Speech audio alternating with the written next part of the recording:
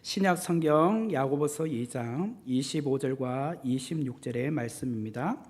373페이지 신약 성경 야고보서 2장 25절과 26절의 말씀입니다. 제가 봉독해 드리겠습니다. 또 이와 같이 기생 라합이 사자들을 접대하여 다른 길로 나가게 할 때에 행함으로 의롭다 하심을 받은 것이 아니냐. 영혼 없는 몸이 죽은 것 같이 행함이 없는 믿음은 죽은 것이니라. 아멘. 오늘은 이제 야고보서 2장 마지막 부분인데요. 야고보서 2장 25절부터 26절의 말씀을 중심으로 죽은 믿음과 살아있는 믿음이란 제목으로 귀한 은혜를 함께 나누겠습니다. 지난 시간에 행함으로 증명되는 믿음을 보여주는 한 실례를 들었죠. 바로 아브라함입니다. 오늘은 행함으로 증명되는 믿음의 사람 라합에 관련해서 함께 살펴보고자 합니다. 25절의 말씀을 보면 또 이와 같이 기생 라합이 사자들을 접대하여 다른 길로 나가게 할 때에 행함으로 의롭다 하심을 받은 것이 아니냐. 여기 이제 첫 구절에 보면 또 이와 같이라고 시작을 합니다. 이 말은 행함으로 증명되는 믿음의 사람 곧 아브라함과 같이라는 뜻이겠죠. 아브라함과 같이 기생 라합도 그와 같아, 이런 말이에요. 야고보는 유대인의 조상이요 믿음의 거장인, 정말 누구보다도 유대인이라면 가장 존경하는 아브라함과 라합을 동일 선상에 놓고 설명하기를 원하고 있습니다. 만약 부족한 저 김오식 목사가 한국 교계의 거장 목사님들과 함께 동급으로 보면 여러분들이 어떻게 생각하실까요? 예를 들자면 한국 기독교 역사에 정말 거라성 같은 그런 목사님들, 주기철 목사님, 손양훈 목사님, 한경직 목사님, 최근에 소천하신 옥하는 목사님, 하용조 목사님, 이런 동일한 선상에 저를 놓고 평가했다. 그렇게 높이 저를 평가했다면 아마 저는요 몸둘 바를 모를 것 같아요. 그럴 레벨도 아니지만 그렇게 평가해 주시면 저는 진짜 쥐구멍이라도 숨을 것 같아요. 마찬가지로 라합의 입장에서 한번 생각해 보세요. 라합이 나를 유대인의 조상이요 믿음의 거장인 아브라함과 동급으로 본다고? 그런 생각을 하면 굉장히 이게 한편으로는 정말 뿌듯하겠지만 또 한편으로 내가 무엇이길래 나를 그렇게 존귀 여겨준단 말인가 라는 생각을 하게 될 거예요. 근데 이것을 누가 그렇게 인정해 주고 있냐? 야고보예요. 야고보. 야고보는 예수님의 친동생이잖아요. 그리고 초대 예루살렘의 감독이셨습니다. 기독교로 개종한 모든 유대인들을 대상으로 가장 대표적인 인물인 아브라함을 지금 예수님의 친동생이요 초대 예루살렘 교회 목사님, 감독이셨던 야고보가 라합도 그와 같아 이렇게 평가를 하신다는 거예요. 그렇다면 어떤 면에서 라합을 높이 평가하고 있는가? 그것은 행함으로 의롭다 하심을 받은 것, 그 부분에 있어서 아브라함과 동급이야. 행함으로 의롭다함을 보여준 것, 그렇게 말을 하고 있는 거예요. 25절의 말씀을 다시 보면 또 이와 같이 기생 라합이 사자들을 접대하여 다른 길로 나가게 할 때에 행함으로 의롭다 하심을 받은 것이 아니냐. 여기 제일 마지막에 행함으로 의롭다 하심을 받은 것이 아니냐라고 했죠. 그런데 21절을 보면 또 이렇게 나옵니다. 우리 조상 아브라함이 그 아들 이삭을 제단에 바칠 때에 똑같이 행함으로 의롭다 하심을 받은 것이 아니냐. 보세요. 아브라함과 라합은 똑같이 행함으로 의롭다 하심을 받은 것이 아니냐고 평가하고 있어요. 그런데 아브라함의 경우는 그의 아들 이삭을 번제로 바칠 때 사건을 두고, 그리고 라합은 사자들을 접대하여 다른 길로 나가게 했을 때 그 사건을 두고 똑같이 행함으로 의롭다 하심을 받은 것이 아니냐, 이렇게 평가를 하고 있다는 거예요. 여러분 중에 야고보가 어떻게 아브라함과 라합을 동일선상에 높이 평가할 수 있습니까? 라면서 우리는 스스로 고개를 슬레슬레 흔들며 아이고 그건 아니죠. 야고보 선생님, 아브라함은 적어도 요셉이나 모세나 다윗이나 뭐 그런 인물 정도 되는 사람과 견주어 보셔야죠. 왜 하필이면 라합이에요? 지금 야고보 선생님 어디 정신이 조금 나가셨나요? 25절에 그 라합을 무엇이라고 표현하고 있습니까? 기생 라합이라고 하잖아요. 기생 라합. 기생은 여러분 잘 아시잖아요. 그 표준 세번역이나 우리말 성경에는 창녀라고 되어 있습니다. 창녀. 전혀 선하지도 않고 거룩하지도 않은 여자, 모든 사람들이 손가락질을 할 수밖에 없는 그런 여인, 그분이 바로 기생이잖아요. 기생, 창녀.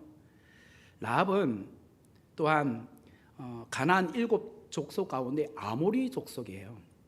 그리고 여리고성에 살고 있었던 여인입니다. 그리고 쉽게 말하면 이 여인은 유대인이 아닙니다. 이방인이에요. 이방인. 당시 유대인 남자들은요, 아침마다 일어나면 이런 기도를 했답니다. 어떤 기도를 했느냐? 하나님, 저를 이방인이나 노예나 여자로 태어나지 않게 해주셔서 감사합니다. 어떻게 해요? 하나님, 저를 이방인이나 노예나 여자로 태어나지 않게 해주셔서 감사합니다. 만약에 제가 여러분 앞에 저를 여자로 태어나지 않게 해주셔서 감사합니다 라고 하면 저는 벌써 여성에 대한 비하 발언을 했기 때문에 여러분들 저를 신고하고 저는 어떻게 지금 강단에서 내쫓겨 났을 겁니다. 그죠? 오늘 이 시대에 그런 말 하면 맞아 죽어요 지금.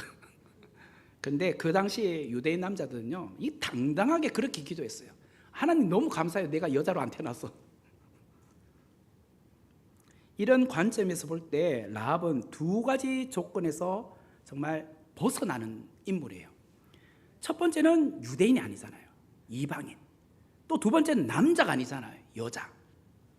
그런데 초대 예루살렘 교회의 감독이면서 예수님의 친동생 야고보가 유대인의 조상 아브라함과 나란히 어깨를 견줄 인물로 이방인이면서 여인, 그것도 그냥 고귀한 여인이 아니라 기생, 그 라합을 언급하면서 그녀는 행함으로 의롭다 하심을 받은 자다라고 아브라함과 견주어서 평가하고 있다는 거예요.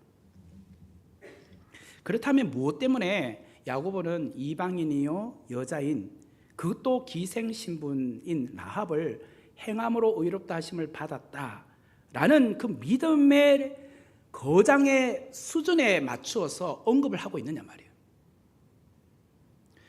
오늘 우리 교회에서 볼 때 아브라함과 라합은 어떤 부류의 사람으로 이렇게 견주어 볼 수 있을까요?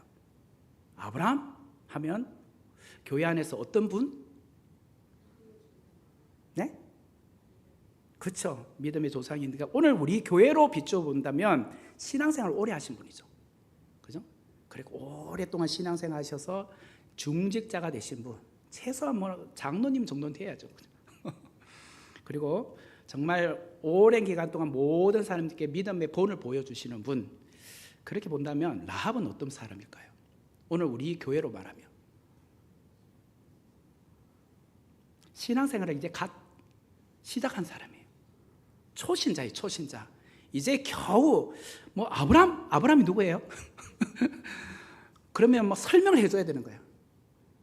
그리고 또 뭐 이삭, 야곱, 그러면서 뭐 하나씩 이제 성경에 대해서 배워가고 있는 사람, 교회 안의 문화를, 교회 안의 어떤 것을 배워가고 있는 사람, 이런 분이라고 할 수가 있겠죠.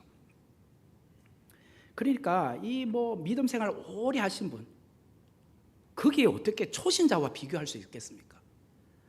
그런데 정말 오늘 이 야고보는 비록 교회 다닌 지 얼마 되지 않았지만 삶 속에 행함으로 의롭다 하심을 보여준 그 믿음의 성도가 바로 라합이야. 이렇게 평가하더라는 거예요. 라합은 아브라함에 비하면 신앙생활도 오래 하지 않았어요. 이스라엘의 백성도 아닙니다. 유대인도 아닙니다.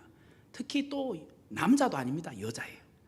거기다가 내세울 것이 없는 창녀입니다. 창녀. 손가락질 받아야 되는 여인이에요. 정말 어디 하나 봐도 정말 어디에도 정말 고귀하다 이런 것을 우리가 평가할 수 없는 그런 사람. 근데 하나님이 보실 때 이만한 사람이 없다. 너무 귀하다, 고귀하다 라고 평가하시더라는 거예요. 그렇다면 어떻게 라합은 행함으로 증명되는 믿음의 사람이 될 수 있었을까? 어떻게 라합은 행함으로 의롭다 하심을 받는 믿음의 사람이 될 수 있었을까? 로마서 10장 17절 말씀에 보면 이런 말이 있어요. 로마서 10장 17절에 그러므로 믿음은 들음에서 나며 들음은 그리스도의 말씀으로 말미암았느니라. 라합은요, 하나님께서 이스라엘 백성들을 그동안 어떻게 이끌어 오셨는지에 대한 이야기를 들었어요. 그죠? 이스라엘 백성들이 홍해 건너고 광야에서 40년을 살았다. 이게 가능합니까? 그리고 지금까지 온 모든 과정의 이야기들을 다 들었어요. 이야기로. 그러니까 믿음은 들음에서 나는 거죠. 그리고 그 들음은 그리스도의 말씀으로 말미암는 거죠. 그 들음의 믿음을 행함으로 증명해 보고 있다는 거예요. 바로 여리고성을 정탐하러 온 두 명의 정탐꾼, 여기는 이제 사자라고 되어 있죠. 그 사람들을 숨겨주고 도와주는 일을 하게 되었다는 거예요. 라합은 여리고성을 정탐하러 온 두 명의 이스라엘 정탐꾼들에게 이런 말을 합니다. 여호수아서 2장 10절에서 11절의 말씀을 보면 이는 너희가 애굽에서 나올 때에 여호와께서 너희 앞에서 홍해의 물을 마시게 하신 일과 마르게 하신 일과 너희가 요당 저쪽에 있는 아모리 사람의 두 왕 시혼과 옥에게 행한 일 곧 그들을 전멸시킨 일을, 그 다음 말 중요하죠. 우리가 들었으므로, 아까 들으면서 이제 믿음이 생긴다 했잖아요. 들었으므로, 그 다음 11절 우리가 듣자, 여기도 듣자 했잖아요. 곧 마음이 녹았고 너희로 말미암아 사람이 정신을 잃어나니 너희의 하나님 여호와는 위로는 하늘에서도 아래로는 땅에서도 하나님이시니라. 라합은요, 이스라엘 백성들이 애굽을 나와 홍해를 건넌 거, 광야에서 40년을 산 거, 요단강을 건너기 전에 아모리 사람의 두 왕 시온과 옥을 전멸시킨 거, 이 모든 이야기들을 들었다라고 말해요. 그 이야기를 듣고 여리고성 사람들은 어떻게 했습니까? 간담이 녹았잖아요. 마음이 두려워가지고 더 성문을 굳게 잠그고 있었는데 이 라합은 그러지 않았다는 거예요. 여리고성 백성들과 달리 그 하나님을 내가 믿어야겠다. 그러면서 행함의 믿음을 보이기 시작했다는 거예요. 다른 사람들은 그 말을 들었지만 더 문을 꽉 굳건하게 잠궜다면 라합은 자신의 마음을 연 거예요. 그 하나님을 내가 받아들여야겠다.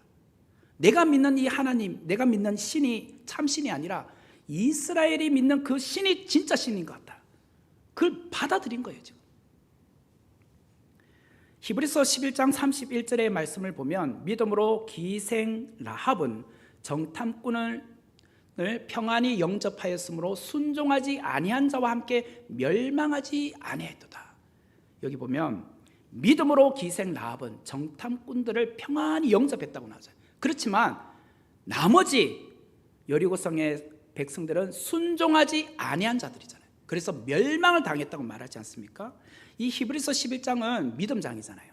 믿음의 거장들의 그 이름들 가운데 라합의 이름이 있어요. 라합. 그 이방인이잖아요. 그것도 또 여인이잖아요. 거기다가 또 기생 라합이라고 하잖아요. 믿음으로 기생 라합은, 아이고 주님, 구약에서 기생 라합이라고 쓴 거는 내가 인정하는데요. 이제 신약 시대인데 지금까지 기생이란 말을 꼭 굳이 붙이셔야겠습니까, 하나님? 아이고 자꾸 라합의 꼬리표로 기생이란 말 꼭 해야 되겠습니까? 나 뜨겁게. 그들 후손들도 있잖아요. 저 같으면 아이고 이제 하나님 그만 이제 기생이란 말 빼주세요. 이렇게 말할 것 같아요. 그런데 히브리서 저자는 비록 사람들이 혐오하는 기생이라 할지라도 라합은 훌륭한 믿음의 사람이라는 것을 더 부각시키고 싶었던 거예요.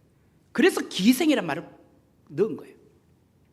믿음으로 기생 라합은 정탐꾼을 평안히 영접하였으므로 순종하지 아니한 자와 함께 멸망하지 아니했다. 이 부분을 야고보가 볼 때 아브라함과 동급이라는 거예요. 그래서 야고보도 이렇게 말했습니다. 오늘 25절에 또 이와 같이 기생 라합이 사자들을 접대하여 다른 길로 나가게 할 때에 행함으로 의롭다 하심을 받은 것이 아니냐. 과연 라합의 행동이 여러분 보실 때 정당합니까? 라합의 행동이 정말 정당해 보입니까? 라합은 여리고성에 살았던 사람이잖아요. 여리고성 왕은 지금 성문을 굳게 잠그라, 아무도 이스라엘 백성들과 내통하지 말라고 했잖아요. 그런데 라합은 몰래 이스라엘 정탐꾼과 내통하고 있는 거 아닙니까? 그러니까 여리고 왕의 말에 명령을 어긴 거잖아요. 그러니까 사실 적국의 스파이를 도와준 겁니다. 이거는 정말 큰 범죄예요. 반역죄잖아요. 반역죄. 그런데도 불구하고 야고보서에는 행함으로 의롭다 하심을 보여준 믿음이다 라고 평가를 하고 있어요. 그리고 히브리서 기자는 이것을 가리켜 믿음으로 기생 라합은 믿음이었다 라고 표현을 하고 있어요. 사실 라합은 이스라엘 정탐꾼 두 사람을 숨겨준 일로 죽을 수도 있었습니다. 그것이 발각이 되고 잡히면 어떻게 돼요? 자기만 죽습니까? 자기의 가족 다 멸족당하잖아요. 그런 위험한 일을 지금 결단하고 행동하고 있는 겁니다. 그리고 정탐꾼을 어떻게 믿을 수 있습니까? 지금 그 정탐꾼 2명이 여리고성 안에 침입해 들어왔는데 그것을 라합이 봤습니다. 라합에게 저 좀 숨겨주세요 했을 때 그래 도와드릴게요. 대신 약속 하나 합시다. 당신들이 이 여리고성을 점령하실 때 저와 저의 가족을 구원해 주세요. 그걸 어떻게 믿어요? 오늘 처음 봤는데. 여러분 믿고 그냥 숨겨줄 수 있습니까? 도망가게 해줄 수 있습니까? 그럴 수 없잖아요. 어떻게 믿어요? 뭐 담보로 뭘 갖다 주고 가세요. 뭐 이런 것도 없잖아요. 지금 뭐 그게 붉은색 천을 하나 달아놓는 것밖에 없지 뭐가 있습니까? 아무것도 없지. 근데 라합은 그것을 믿었어요. 그걸 하나님의 말씀으로 믿었다는 거예요. 여호수아서 2장 9절 말씀에 보면 여호와께서 이 땅을 너희에게 주신 줄을 내가 아노라. 지금 보세요. 여호와께서 이 땅을 너희에게 주실, 미래로 말하지 않습니다. 주신, 과거로 말하고 있어요. 과거로 이미 주셨다는 거예요. 왜? 이전부터 이미 이 가나안 땅은 우리 땅이 아니었다는 거예요. 여리고성 백성들의 땅이 아니었다는 거예요. 하나님께서 아브라함에게 약속하신 땅이었잖아요. 그것을 이제서야 이스라엘 백성들이 그 땅을 얻기 위해서 온 거잖아요. 그렇기 때문에 지금은 우리 가나안 족속들이 살고 있었지만 사실은 우리 땅이 아니란 거예요. 이 땅을 너희에게 주신 땅이라는 거예요. 나는 그걸 믿는다는 거예요. 이것이 어떻게 가능합니까? 결국은 이 모든 이스라엘 백성들이 여기까지 온 것을 그는 들었잖아요. 믿음은 들음에서 나며 들음은 그리스도의 말씀으로 말미암아 그것이 자기의 행함으로 드러나고 있는 거예요. 실천하고 있는 것이었습니다. 결국은 내가 믿습니다. 우리 그런 말 자주 하잖아요. 믿습니다. 그런 말 열심히 하잖아요.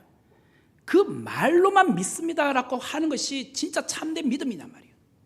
아닙니다. 행함으로 보여줘야 돼요. 거기서 몸이 움직여야 돼요. 반응하셔야 돼요. 그래야 정말 그 믿음이 아름다운 열매로 맺어진다는 거예요. 이것을 오늘 보여준 사람이 누구냐? 라합이란 거예요. 아브라함도 믿습니다. 거기에 머무르지 않고 실제로 그 아들을 죽이려고 하잖아요. 그 믿음까지 나아갔기 때문에 아브라함의 믿음이 하나님 보실 때 의로운 믿음이라고 하신 거 아니에요. 그러니까 그런 수준으로 볼 때 아브라함이나 라합은 동급이라는 거예요. 동급. 기생 라합은 사자들을 접대하여 다른 길로 나가게 할 때에 행함으로 의롭다 하심을 받았다는 거예요. 그녀의 믿음은 결국 아름다운 열매를 맺게 하게 된 거예요. 라합은 하나님께서 기뻐하시는 의로운 행위와 믿음의 결단을 나타내 보여주고 있습니다.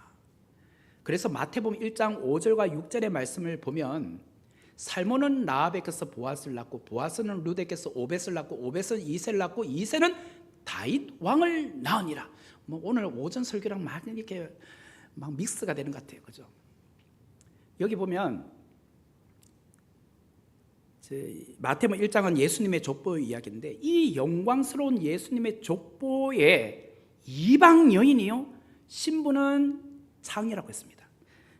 정말 더럽고 추한 이 기생 라합의 이름이 언급되어 있어요. 그런데 라합이 누구랑 결혼했다고요? 살몬이라는 유대인과 결혼했어요. 여러분 같으면 과거에 기생으로 살았던 여인과 결혼하고 싶습니까? 저는 못할 것 같은데. 기생이었던 여인을 우리 가정의 며느리로 받아주고 싶습니까? 다들 고개를 슬레슬레. 아닙니다. 저는 받아줄 수 있어요. 그런 게 없잖아요. 지금 아무도. 지금 살몬의 아버지는요 나손이에요. 나손. 1절 하나 지금 그 앞절 4절에 보면 나손은 살몬을 낳고 라고 나와요. 살몬은 내 며느리로 기생 출신, 그것도 유대인이 아니에요. 여리고성의 창녀였어요. 그 여인을 나의 아들과 결혼시키는 거예요. 그리고 살몬은 유대인에 많고 많은 여인들이 있을 거 아닙니까? 깨끗한 여인들도 있을 거 아닙니까? 그런데 그런 여인을 아내로 취하지 않고 이방 출신이요 과거에 창녀였던 라합과 결혼하고 있어요. 무엇을 보고 살몬이 기생 라합과 결혼합니까? 뭐가 좋다고? 아무리 얼굴이 이뻐 보여도 저는 못할 것 같은데 행함으로 증명되어진 그녀의 믿음을 보고 그 믿음을 보고 결혼한 거예요. 그런데 놀라운 것은 라합의 아들이 누구라고요? 보아스였어요. 보아스. 우리 루키 말씀 함께 나누어서 잘 알잖아요. 보아스는 누구랑 결혼했죠? 룻은 어느 여인? 모압 여인. 이방인이에요. 이방인. 보아스는 그 2장 1절에 보면 베들레헴에서 유력한 자라고 나와요. 유력한 자. 유력하다, 재산이 많다. 강한 힘을 가진 능력자다. 인품과 덕망까지 갖춘 사람이다. 제가 그때 기뽀르 하일이라는 히브리어 단어를 가지고 여러분에게 설명을 드린 적이 있습니다. 이렇게 유력한 자가 뭐가 아쉬웠어? 이방 여인 룻과 결혼합니까? 보아스가 누구를 닮았겠습니까? 부모님 닮았겠죠. 그 아버지가 이방 여인 창녀와 결혼했잖아요. 또 그의 어머니의 믿음을 닮지 않았겠습니까? 그러니까 이 살몬은 라합에 대한 거부감이 없어요.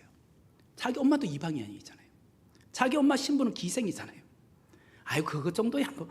룻은 또 이방 여인이죠. 근데 이미 결혼했던 여인입니다. 그냥 단지 남편이 일찍 죽어서 과부가 됐을 뿐이지. 여러분 같으면 어떤 여인, 이미 결혼한 여인과 또 결혼하고 싶습니까? 내 자식을 결혼시키고 싶습니까? 이왕이면 결혼 안 한 사람 이고 싶잖아요. 근데 이 살몬은 자기 부모님을 봤잖아요.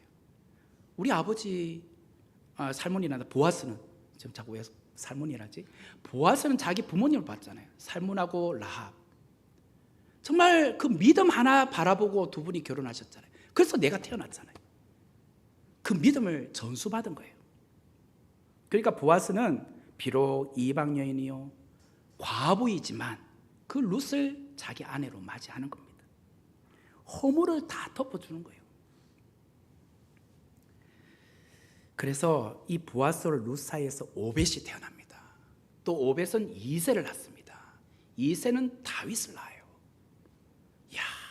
완전히 그 끝이 아름답지 않습니까? 이게 마태복음 1장의 족보예요. 다윗 예수 그리스도의 족보란 말이에요. 그래서 라합의 고손자가 바로 다윗이에요. 다윗. 라합은 행함으로 의롭다 하심을 받은 온전한 믿음의 열매로 다윗과 예수 그리스도의 조상이 되는 축복을 누리게 되었어요. 받게 되었어요.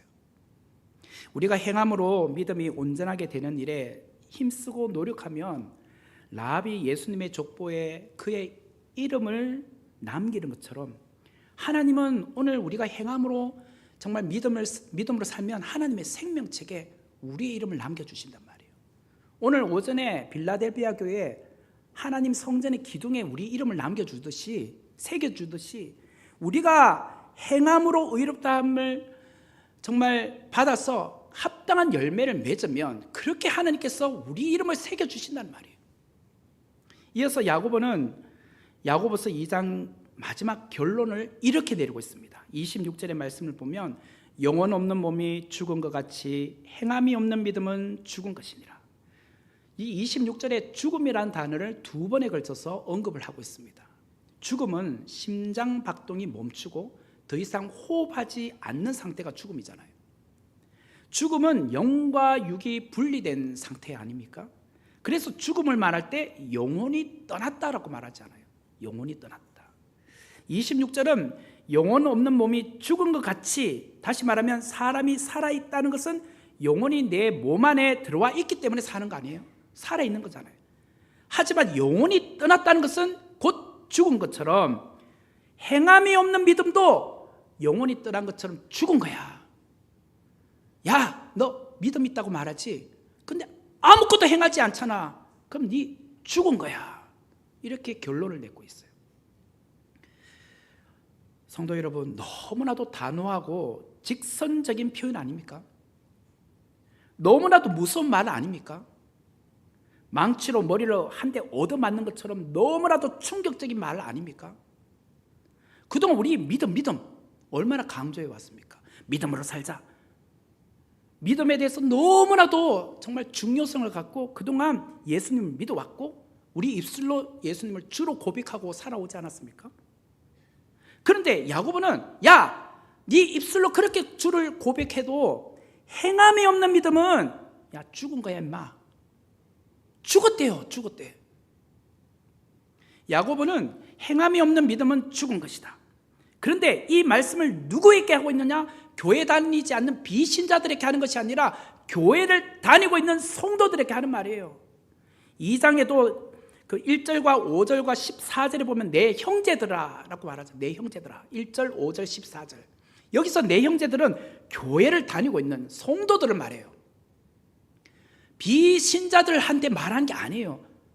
우리 오늘 선목교회를 다니고 있는 성도들에게 행함이 없는 믿음은 죽은 것입니다 라고 설교하고 있는 거예요. 교회를 수십 년째 다니고 있어도 죽은 믿음으로 신앙생활을 하고 있는 성도들이 있어요. 그런 성도는 행함이 없는 믿음으로 사는 자들입니다. 달리 말하면 죽은 믿음으로 사는 자들이에요. 죽은 믿음으로 사는 자. 예수님은 행함이 없는 믿음은 죽은 것이라는 것에 대하여 한 신뢰를 들어주고 있어요. 그 신뢰가 무엇이냐? 누가복음 10장 25절에서 37절의 말씀에 의하면 어떤 율법사가 예수님께 찾아옵니다. 선생님, 내가 무엇을 하여야 영생을 얻으리까?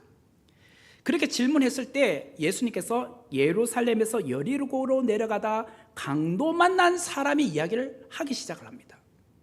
그때 제사장이 지나갑니다. 근데 강도 만난 사람 보고 그냥 지나가 버려요. 그리고 또 레위인이 지나갑니다. 그런데 그 사람도 강도 만난 사람을 그냥 보고 지나가 버려요. 지금 제사장과 레위인이 누굽니까? 종교 지도자들이잖아요. 오늘로 말하면 교회를 오랫동안 다녔던 사람들입니다. 중직자, 목사 이런 사람들이에요. 그런데 지금 강도마다 만나가지고 피를 철철철철 흘리고 죽어가고 있는 그 사람을 보고 아이고 안 됐다 이러고 그냥 지나가 버려요.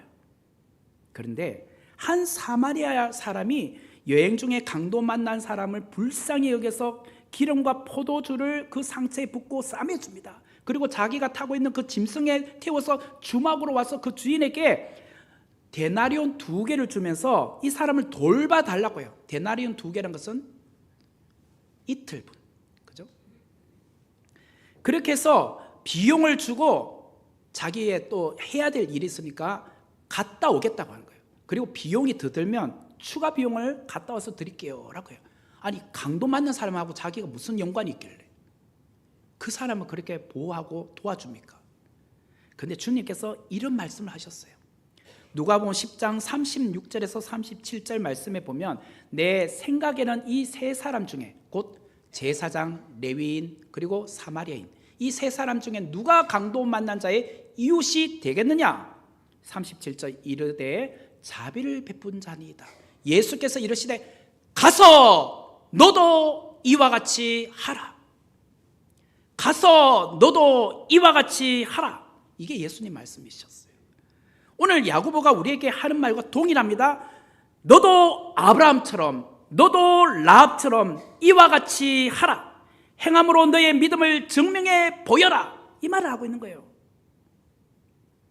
믿음은 박물관의 유리 상자 안에 고이 모셔놓은 전시용 물건이 아닙니다. 정말 오랫동안 그렇게 귀한 물건을 박물관에다가 유리 상자에다 넣어놨잖아요. 그러면서 많은 사람들이 와서 그걸 보고 가잖아요. 그게 믿음이 아니에요. 믿음은 액세서리처럼 겉만 화려해 보이는 것이 믿음이 아닙니다. 믿음은 우리가 숨쉬고 살아가는 현장에서 행위로 드러나는 것이 믿음이에요. 영혼 없는 몸은 죽었다. 심장 박동이 멈추었다. 더 이상 움직이지 않는다. 그렇다면 살아있는 믿음이 될 수 없다는 거예요. 그러면 죽어가는 내 영혼에 살아있는 믿음을 발동시키려면 어떻게 됩니까? 심폐소생술을 해야죠. 심폐소생술. 죽어가는 내 영혼에 하나님의 생기가 불어 들어가야 됩니다. 그게 뭐예요? 말씀이에요. 오늘 여러분들 심폐소생술을 하고 있습니다. 말씀이 여러분 심령을 막 두드리고 있어요. 야, 그동안 네 믿음 생활 어떻게 했니? 그게 다 아니야 임마. 진짜 믿음은, 살아있는 믿음은 네 몸과 행동이 움직여야 돼요. 여러분, 오늘 하나님 말씀의 생기가 여러분 마음속에 들어오고 있습니까? 가슴이 뛰기 시작하고 있습니까? 심장이 멈춰 있었는데 갑자기 두근 두근 두근 두근 하면서 이제 살아나기 시작하고 있습니까? 뭐라도 그러면 해야 될 것 같지 않습니까? 손과 발이 움직여야 되지 않겠습니까? 그래, 이게 진짜 살아있는 믿음이에요.